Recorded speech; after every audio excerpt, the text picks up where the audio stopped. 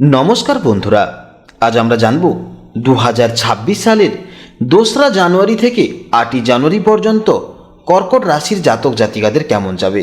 এই সময় আপনার ষষ্ঠ ঘরে সূর্য, মঙ্গল, বুধ এবং শুক্রের এক বিরল সমাবেশ ঘটেছে। অর্থাৎ চারটি শক্তিশালী প্ল্যানেট কিন্তু এই সময় আপনার ষষ্ঠ ঘরে বসে আছে। তার সঙ্গে কিন্তু আপনার দ্বিতীয় ঘরে চন্দ্র এবং কেতুর জোট দেখা যাচ্ছে। এছাড়াও বিভিন্ন প্ল্যানেটের অবস্থান অনুযায়ী আজ আমি আপনাদের জানাবো যে এই 2রা জানুয়ারি থেকে 8ই জানুয়ারি কেমন যাবে কর্কট রাশির জাতক জাতিকাদের। এমনিতেই কর্কট রাশির জাতক জাতিকারা একটু অত্যন্ত অনুভূতিপ্রবণ হয়। এছাড়া এরা পরিবার প্রিয় হয় এবং এদের কল্পনাও শক্তি কিন্তু অনেক প্রখর হয়। এদের বিভিন্ন সময়ে কিন্তু মেজাজ পরিবর্তন হতে পারে এবং এরা কিন্তু বিশ্বস্ত হয় এবং রক্ষকও হয়। কর্কট রাশির মানুষদের কিন্তু অন্যরা বুঝতে পারে না। এই সময় ষষ্ঠ ঘরে কিন্তু সূর্য, মঙ্গল, বুধ এবং শুক্রের কিন্তু এক বিরল সমাবেশ ঘটেছে।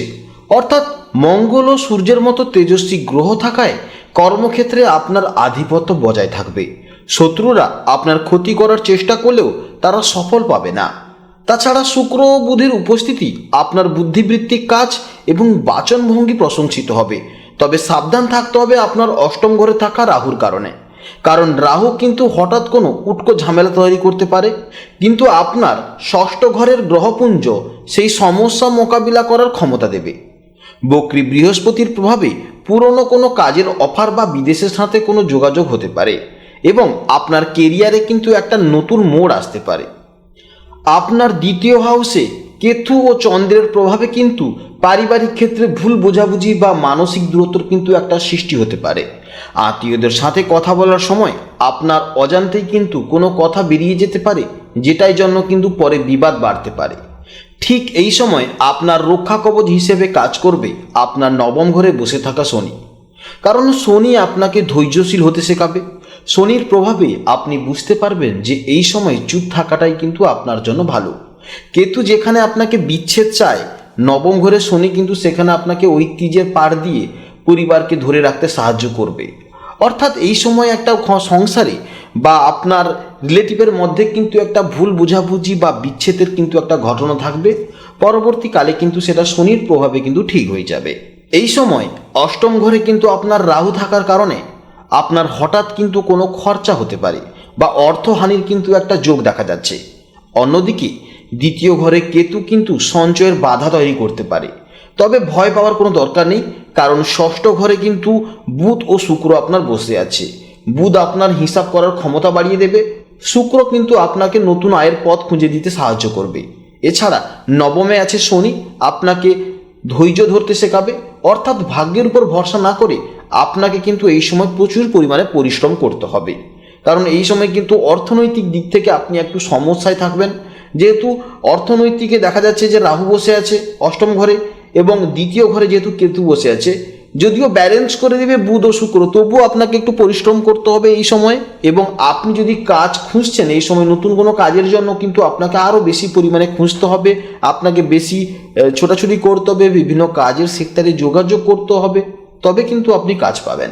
এই সময় কিন্তু লটারি বা ইনভেস্টমেন্ট এই সমস্ত বিনিয়োগ থেকে আপনি যতটা সম্ভব দূরে থাকুন, ততই কিন্তু আপনার জন্য ভালো হবে।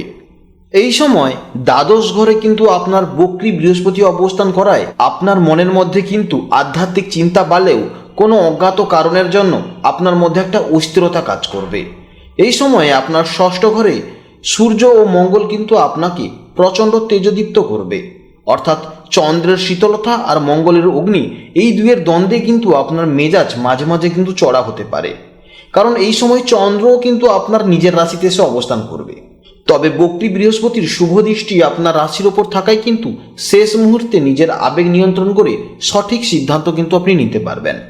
এই সময় কিন্তু আপনার জীবনসঙ্গীর সাথে কোনো ভুল বোঝাবুঝি হয়ে থাকলে তা মেটানোর জন্য কিন্তু ভালো সময়, কারণ শুক্র এবং বুধের প্রভাব দেখা যাচ্ছে। এই দুটো প্ল্যানেট কিন্তু আপনাকে অনেকটা সাহায্য করবে। যদিও মঙ্গল ও সূর্যের প্রভাবে আপনার মধ্যে একটা অ্যাগ্রেসিভ ও তেজ ভাব থাকবে, সেই সময় চন্দ্রের কারণে কিন্তু আপনি অনেকটা নমনীয়তা হয়ে পড়বেন। অবিবাহিতদের জন্য এই সময় কোনো পুরনো প্রেম বা বিয়ের আলোচনা ফিরে আসতে পারে, যা বক্রী বৃহস্পতির প্রভাবে কিন্তু ইতিবাচক একটা দিক দেখা যাচ্ছে। ভাই বোনদের সাথে সম্পর্ক এই সময় বেশ ভালো যাবে।